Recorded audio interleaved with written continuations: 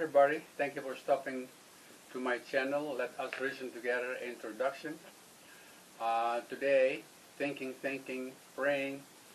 I believe I should talk about faith. And of course, if you go to Hebrews 11, and you can see a lot of people over there being written down, so to speak. Hall of Fame, they call it sometimes, of faith. So I'm reading something from Warren Wiersbe. I start reading his commentaries, and some of them I really liked. So I want to share with you some good points, and maybe with better understanding what faith is all about. So he said over here, this chapter introduced the final section of the epistle in Hebrews 11 until 13, which I have called a superior principle of faith. The fact that Christ is a superior person in Hebrews 1 till 6, and that he exercised a superior priesthood.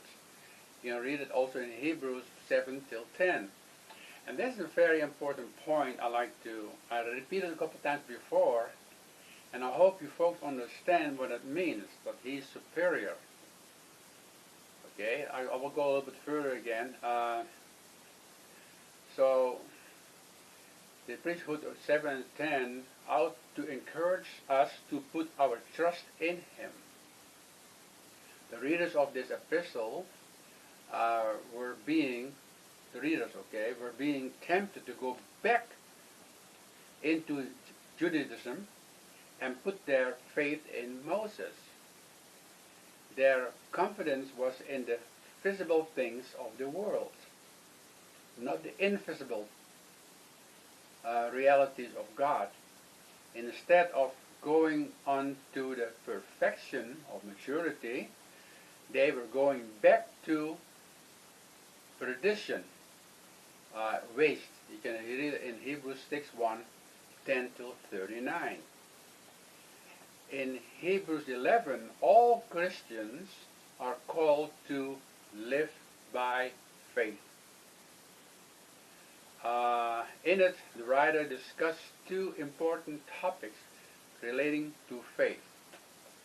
May I go back real quick over here? The statement he says that he is superior over the priesthood. And may I repeat it again, folks? Christ, after the resurrection, right?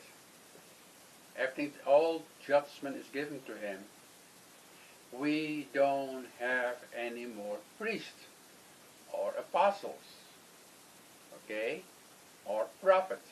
You can even read it in the New Testament that John the Baptist was the last prophet of the Old Testament. But everything, when you go back to Hebrews 1, it tells you right there, everything is spoken through Jesus Christ. So please, remember, it's so important. There are many organizations or religions, or they still have prophets, and apostles and priests. And that is abolished by God, by Christ.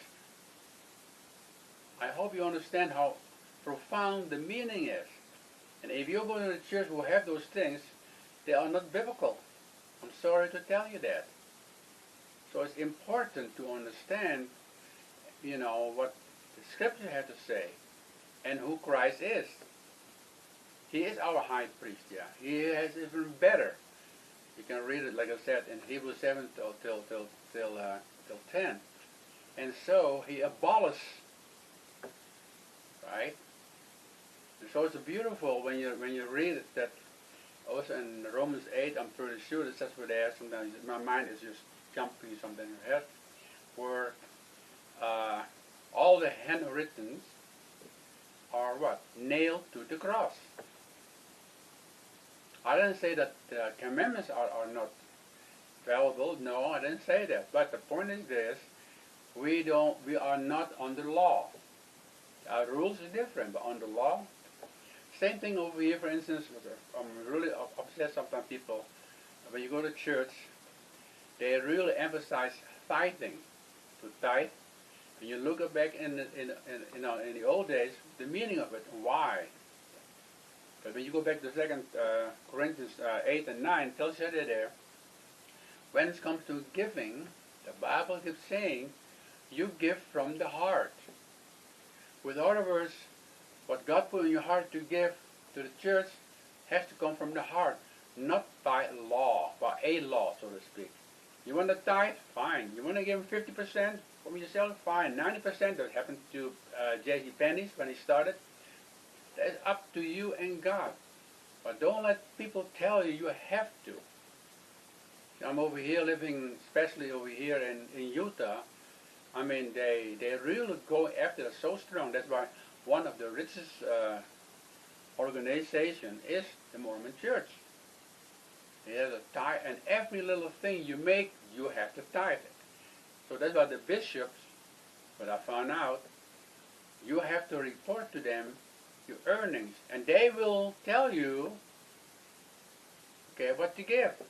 And as you know, some people, they are retired, and things like it, they don't have it. But they still have to, according to the church. You see, folks, you cannot buy salvation, or blessings, or indulgence. You know what it means, right? You pay for someone who died. It's impossible. Once a person died, he's either with God in heaven, in paradise they call it right now, or in Sheol, Hades. That is a prison place where they wait for the final judgment. So be aware of that. Now, before I go any further, let's go a little bit about faith, okay? But I just like to know, because I've been bombarded with this with people, and they are so stretched out, because of the demand of the church. They don't want to go to church because they feel they cannot afford, or sometimes they don't feel like giving. And I share with them, you give from the heart. If you're really born again, give from the heart. Okay, so let's read a description of faith. You can read it from chapter 11, 1 till 3. This is not a definition of faith, but a description of what faith does and how it works.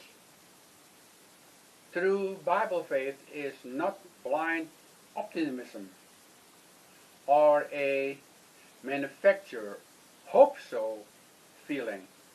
Neither is it a intellectual assent to a doctrine. It is certainly not believing in spite of evidence. That would be superstition. True Bible faith is confidence, obedience to God's word in spite of circumstances and consequences. Read the last sentence again and let it soak into your mind and heart.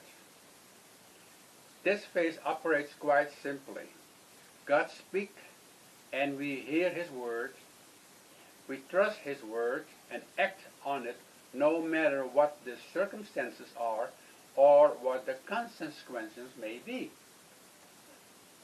The circumstances may be impossible and the consequences frightening and unknown, but we obey God's word just the same and believe Him to do what is right and what is best.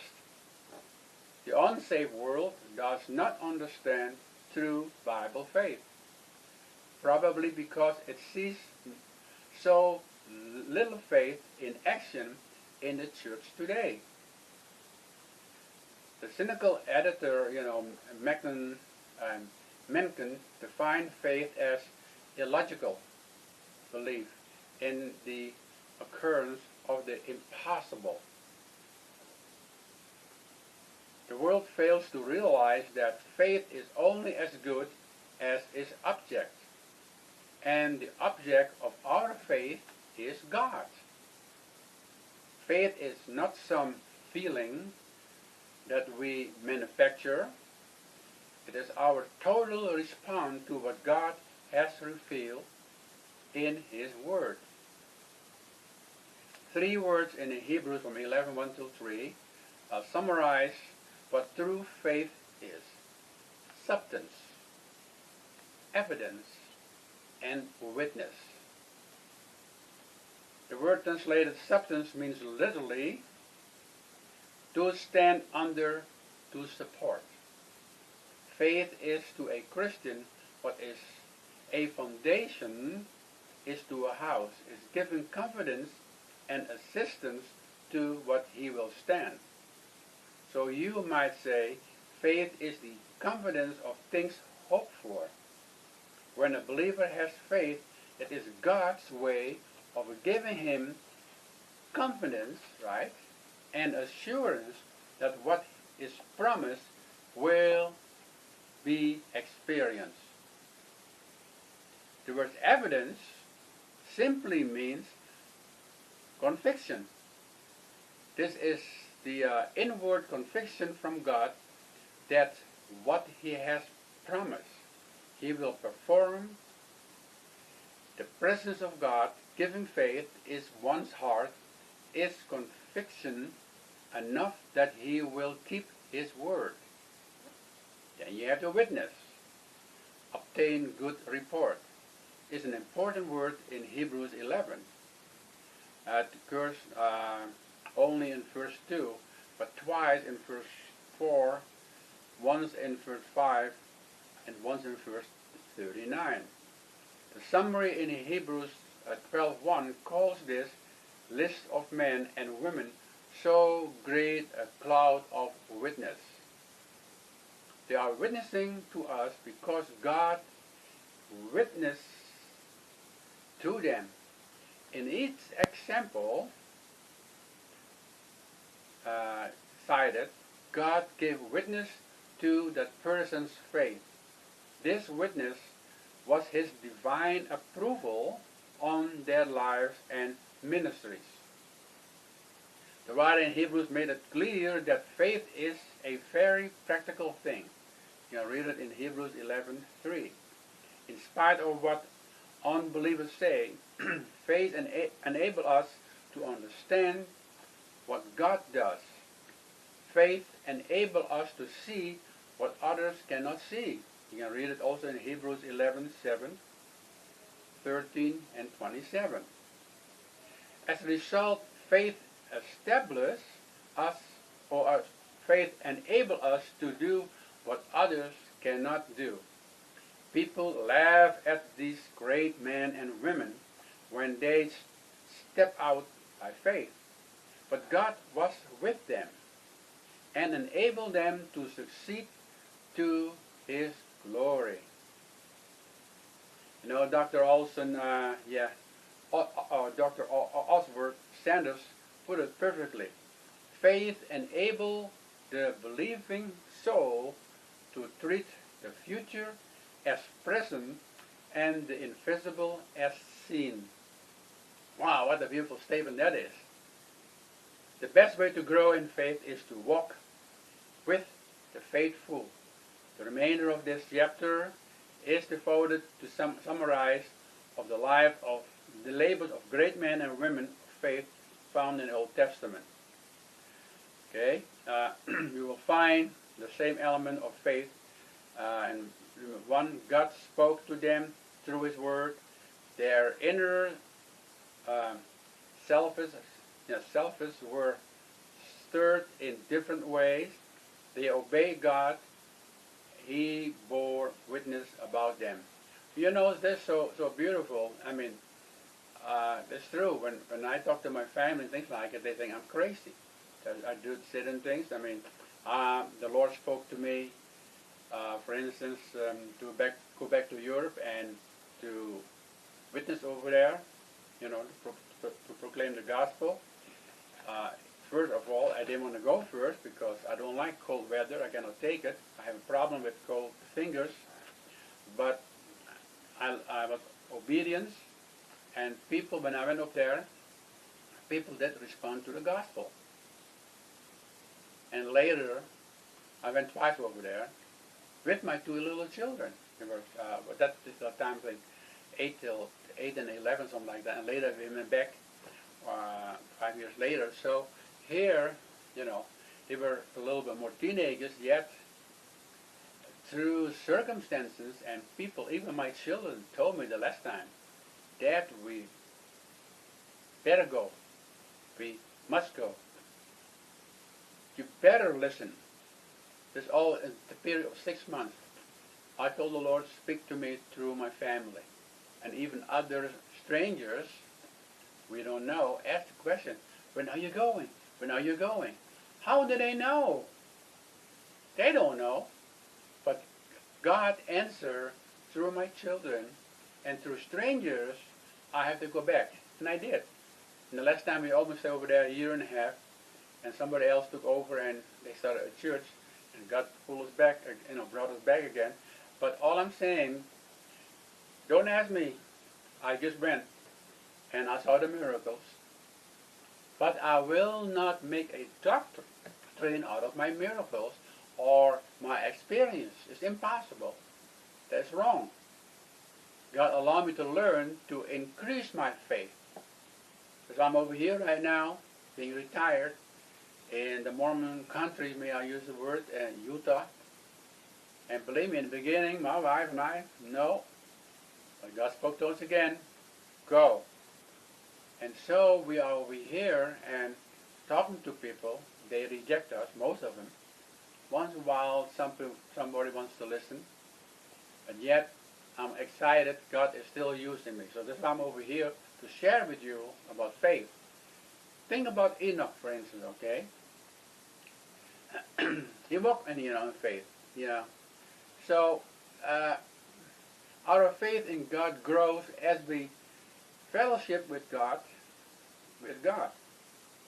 We must have both the desire to please Him and the diligence to seek Him. Prayer, meditation of the word, worship, discipline, all of these help us in our walk with God. Enoch walked with God in a wicked world before the flood came. He was able to keep his life pure. So here again, how God used him. Okay, how about Noah? You know Noah. Noah's faith involved the whole person. His mind was warning of God. His heart was moved with fear. His will acted on what God told him. Since nobody at that time has ever seen a flood, for perhaps even a rainstorm, he witnessed for 120 years till everything was destroyed, so to speak. So here again, we have to understand and look back, and God gave us certain people as examples. The patriot faith, okay, waiting. That was waiting is one of the hardest part there is. I'm still waiting for certain things to happen, and yet, I'm still waiting over here. So here, look at Moses, his faith was born again, and he left, the luxury from the Egyptian, right? And so God, three great things relating to faith are seen in the life of Moses. First, the refusal of faith, okay, in Hebrews 11:24-25. As the adopted son of the Egyptian princess, Moses could have led an easy life in the palace, but his faith moved him to refuse that kind of life. He chose to identify with God's suffering people. True faith causes a believer to hold the right values and make the right decisions. The phrase pleasure of sin does not refer only to the lust of gross sins. The phrase describes a way of life that we today would call successful. Position, prestige, power, wealth. and freedom from problems.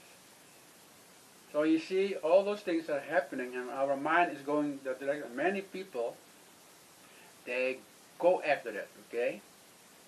So, most of the refusal of faith led to the reproach of faith in Hebrews 11:26.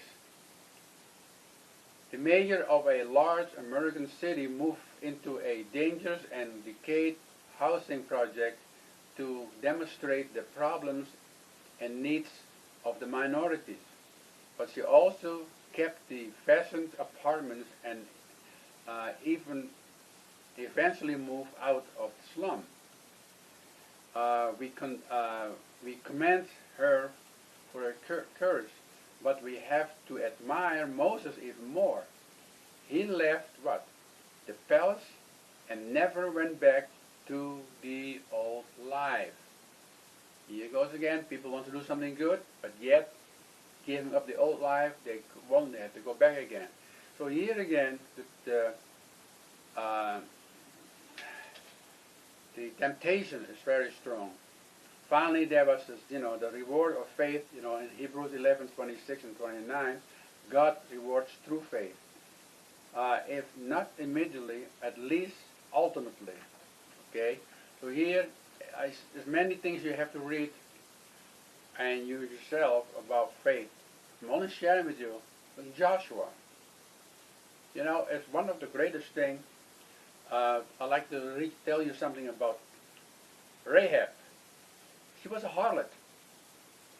Okay, I think you know the story that she helped. Okay, an unlikely person to put faith in the true God of Israel. She was saved by grace because the other inhabitants of the city were marked out for death. God, in His mercy and grace, permitted Rahab to live, but she was saved by faith. What she knew about God is recorded in Joshua 2:8-14. She knew that Jehovah has delivered Israel from Egypt and that He has opened the Red Sea. But that was 40 years before. She also knew God had defeated the other nations during Israel's wilderness wanderings. For the Lord your God, He is God in heaven above and in earth beneath. Joshua 2:11. That was her testimony of faith, and God what? Honored it. She was saved unto good works. True faith must always show what? Itself in good works. You can read it in James 2:20-26. She protected the spies, put the cord in the window, and directed. Joshua 2:15-21. Apparently won her family to the true faith in Joshua 2:12. Here her action spoke louder than words, so to speak. Okay? And in every way obeyed the Lord. Not only was Rahab delivered from judgment, but she became a part of the nation of Israel. Get this. She married Solomon and gave birth to Boaz, who was an ancestor of King David. You can read it in Matthew 1:4-6. Imagine a pagan harlot becoming a part of the ancestry of Jesus Christ. That is what faith can do. So here again, Rahab is certainly a rebuke to unsaved people who give excuses for not trusting Christ.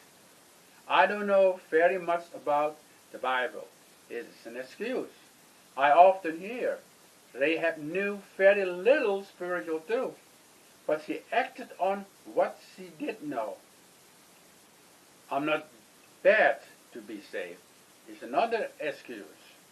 But Rahab was a condemned heathen harlot. Another excuse is, what will my family think? Rahab's first concern was saving her family, not opposing them. She stands as one of the great women of faith in the Bible. I hope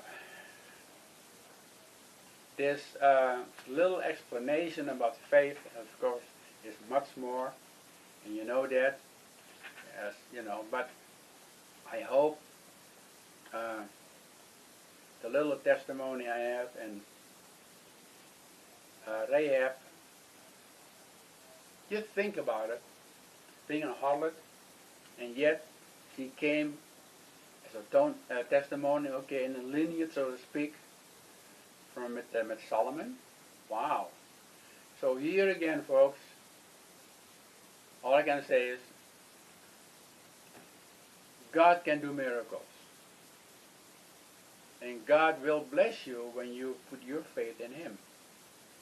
Of course, right now in the New Testament, you have to receive or appropriate more or less the word, okay? In John 1:12, you know, it says over there, when you appropriate Jesus Christ, you become a child of God. So folks, I will stop right now. I hope that this little thing will sink into you, the word faith, okay? And I will say then, if you have got anything out of my videos, give me a thumb up. If you subscribe, please ring the notification bell. And I will say then, until next time, God bless you. Thank you. Bye-bye now.